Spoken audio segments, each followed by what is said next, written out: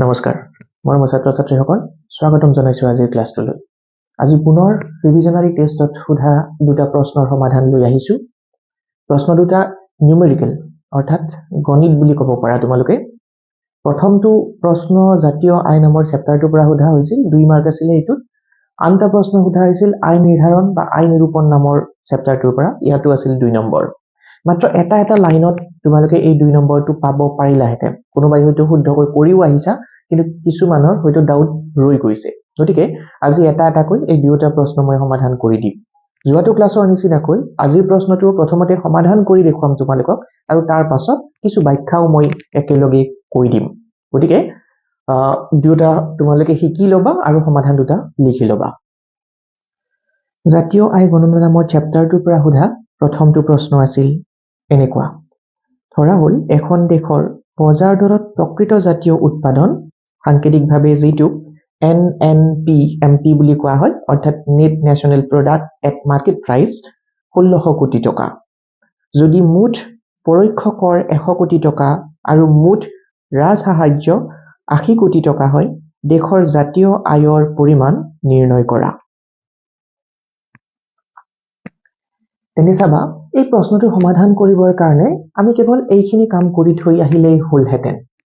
আমাক উলিয়াবলৈ দিছিলে ইয়াতে জাতীয় আয়ক আমি সাংকেতিকভাৱে লিখো net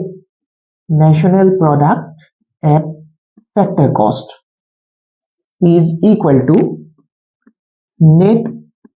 national product at market price minus indirect tax plus subsidy অৰ্থাৎ এই প্ৰশ্নটোত দিয়া থকা বজাৰ দৰৰ ভিত্তিত প্ৰকৃত জাতীয় উৎপাদন তাৰ পৰা পৰোক্ষ কৰ বাদ দিব লাগে আৰু ৰাজ সাহায্য তাৰ লগত যোগ কৰিব লাগে আমাৰ প্ৰশ্নটোত net national product at market price দিয়া আছিল 1600 crores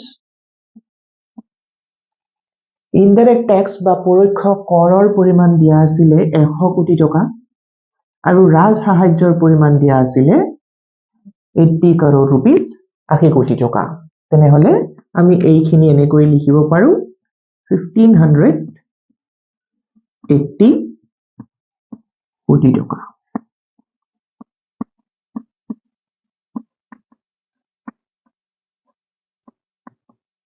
সিম্পল এইখিনি আছিল ইয়াৰ উত্তৰ আৰু এইখিনিৰ বাবদ তোমালোকে পালাহেতেন 2 on 2 marks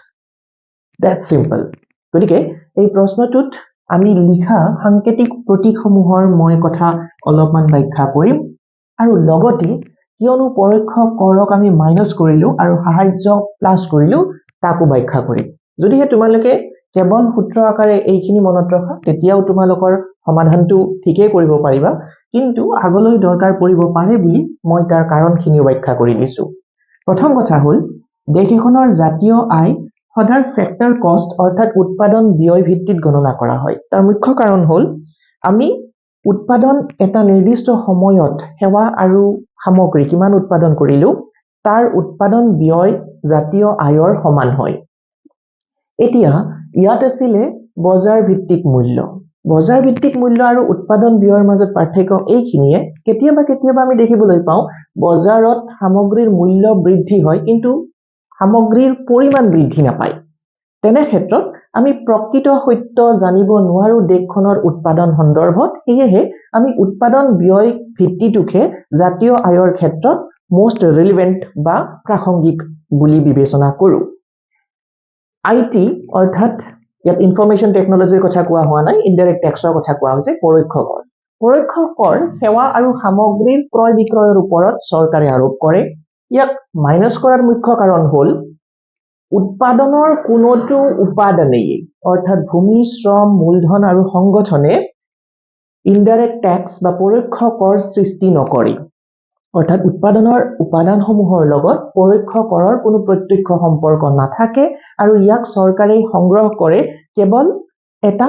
পাৰিতোষিক হিচাপত গতিকে এই বিষয়টোৱে যদিও দেশৰ চৰকাৰৰ হাতত আয়ৰ পৰিমাণ বৃদ্ধি কৰে প্ৰকৃততে উৎপাদনৰ পৰিমাণ ই বৃদ্ধি নকৰে সেয়েহে আমি পৰোক্ষ কৰৰ পৰিমাণ ইয়াৰ পৰা বাদ দিব লাগে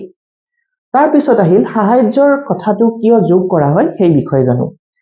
সাহায্য দেশৰ চৰকাৰে উৎপাদনকাৰীসকলক কেতিয়াবা সামগ্ৰীৰ মূল্য স্থিৰ ৰাখিবলৈ বা সামগ্ৰীৰ উৎপাদন ব্যয় কমাবলৈ সাহায্য প্ৰদান কৰে সাহায্য এক প্ৰকাৰৰ অনুদান বুলিও তোমালোকে ক'ব পাৰা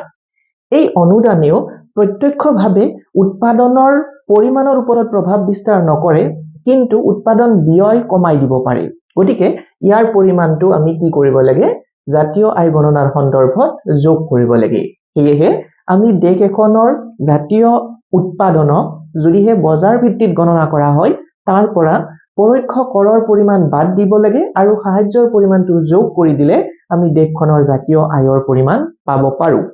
গতিকে এই মাত্ৰ দুটা লাইন বা তিনিটা লাইনৰ ভিতৰতে তোমালোকে অতি সহজে ইয়াক সমাধান কৰিব পাৰিলাহেঁতেন আৰু তাৰ ভিতৰত 2 on 2 মাৰ্কস লব পাৰিলাহেঁতেন এনেকুৱা প্ৰশ্ন পৰীক্ষাত সুধে চূড়ান্ত পৰীক্ষাটো সুধে বাই দি ৱে এই কোৱেশ্চনটো 2016 তো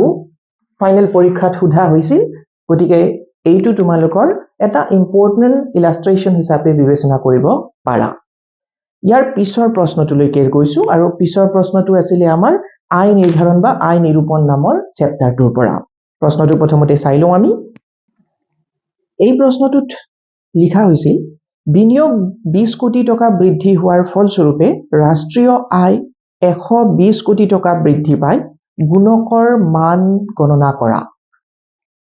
ওয়েল এই প্ৰশ্নটো সন্দৰ্ভতো ইতিমধ্যে মই এটা ক্লাছত বুজাই থৈ দিছিলো আয় গুণকৰ মান আমি সাংকেতিকভাৱে প্ৰকাশ কৰো স্মল লেটাৰ k এৰ দ্বাৰা আৰু ইয়াক গণনা কৰিবৰ কাৰণে আমি এটা তিনিটা ফৰ্মুলা টোটাল ইউজ কৰো তাৰ ভিতৰত এটা ফৰ্মুলা আমি লিখো delta y upon delta I ইয়াত ডেল্টাটোৱে চেঞ্জ বা পৰিৱৰ্তন বুজাই আছে y আয়ৰ পৰিমাণক বুজাই একেদৰে I ইনভেষ্টমেন্ট অৰ্থাৎ বিনিয়োগৰ পৰিমাণক বুজাই প্ৰশ্নটোত আমাক দিয়া হৈছিল যে জাতীয় আয়ৰ পৰিমাণ বৃদ্ধি হয় 120 কোটি টকা